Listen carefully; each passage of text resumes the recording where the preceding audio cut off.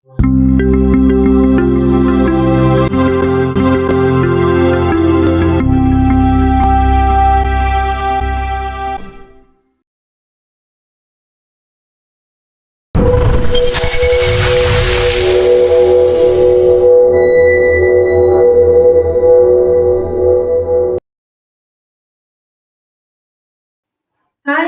salam jumpa, salam bahagia. Bersama saya Aminah, kali ini kita akan belajar bersama tentang klasifikasi materi. Apakah yang dimaksud dengan materi? Ya, benar. Segala sesuatu yang menempati ruang dan memiliki massa disebut sebagai materi, baik berupa zat padat, cair, dan gas. Lalu bagaimana kita mengelompokkan benda-benda di sekitar kita menjadi zat padat, cair, dan gas? Tentu saja dengan memperhatikan ciri-ciri fisiknya. Zat padat contohnya batu, memiliki volume dan bentuk yang tetap karena ikatan partikel-partikel penyusunnya sangat kuat, sehingga susunannya menjadi sangat teratur dan sangat rapat, sehingga partikel-partikel itu tidak dapat bergerak bebas, melainkan hanya bergetar di dalam benda tersebut. Berbeda dengan zat cair, yang ikatan partikel-partikelnya lemah, sehingga susunannya menjadi tidak teratur dan partikelnya dapat bergerak bebas. Hal inilah yang menyebabkan zat cair memiliki bentuk yang dapat berubah-ubah sesuai wadahnya, sekalipun volumenya tetap. Zat gas. Bukan balon ini ya, tetapi udara yang ada di dalam balon adalah salah satu contoh zat gas. Zat gas memiliki ikatan partikel yang sangat lemah. Inilah yang menyebabkan susunan partikelnya menjadi sangat tidak teratur, sangat-sangat renggang. Partikel-partikelnya dapat bergerak bebas, sehingga zat gas memiliki bentuk yang tidak bisa dipastikan. Zat gas memenuhi ruangan tempat di mana dia berada, dan volumenya juga dapat berubah akibat pengaruh lingkungan. Zat-zat padat, cair, dan gas tersebut pun memiliki komposisi yang berbeda-beda. Ada yang berupa unsur, senyawa, maupun campur. Unsur merupakan zat tunggal yang terdiri atas satu atom unsur yang tidak dapat diuraikan lagi menjadi zat yang lebih sederhana melalui reaksi kimia biasa. Di alam, unsur dapat berupa logam seperti emas dan perak, semi logam seperti germanium dan silikon, dan non-logam seperti karbon. Senyawa juga merupakan zat tunggal, tetapi terdiri dari dua atau lebih atom unsur yang sejenis maupun berbeda jenis yang bergabung melalui reaksi kimia dengan perbandingan massa yang tetap. Senyawa memiliki sifat yang berbeda dari atom-atom unsur penyusunnya. Namun senyawa masih bisa diuraikan kembali menjadi atom-atom unsur penyusunnya. Berdasarkan ikatan yang dibentuk oleh atom-atom unsur penyusunnya, di alam senyawa didapati sebagai senyawa ionik dan senyawa kovalen. Berbeda dari unsur dan senyawa, campuran bukan merupakan zat tunggal.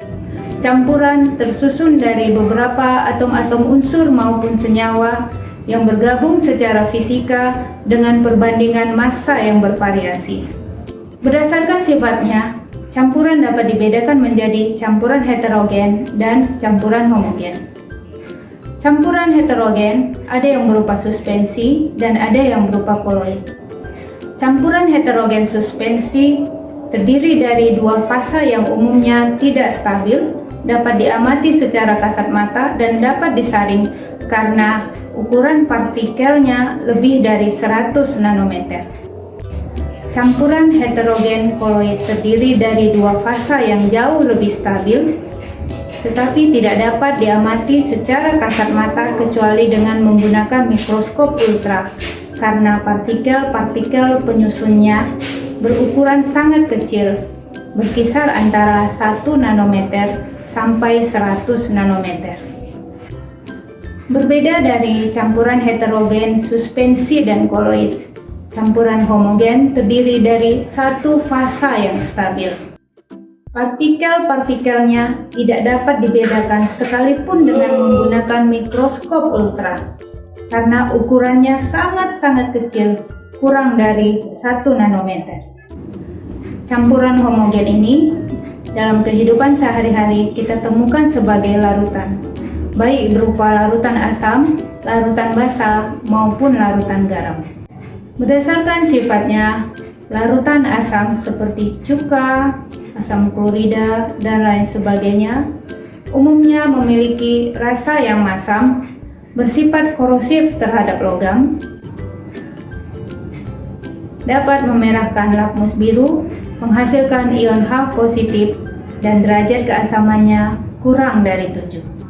Sedangkan larutan basa seperti soda kue, pasta gigi, dan lain sebagainya umumnya berasa pahit dan bersifat kaustik, licin, dan merusak kulit.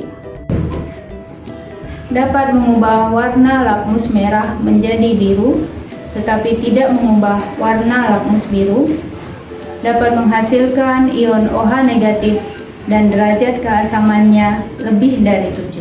Selanjutnya, larutan netral seperti garam dapur umumnya rasanya bervariasi, tetapi tidak dapat mengubah warna lakmus merah maupun lakmus biru dengan derajat keasamannya sama dengan 7.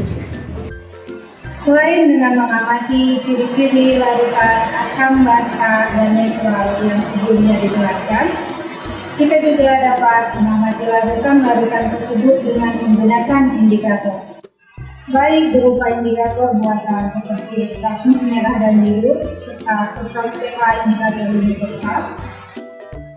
Kita juga dapat menggunakan indikator alami seperti sudut ungu, kulit manggis, kuning, dan lain sebagainya.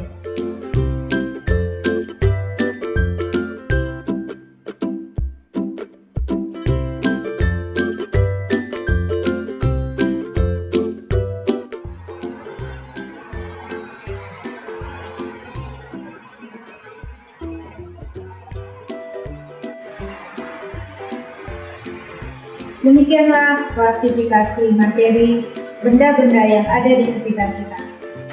Semoga dapat memberi manfaat. Mari belajar IPA, mengenal diri dan lingkungan kita untuk kesejahteraan hidup kita. Sampai jumpa.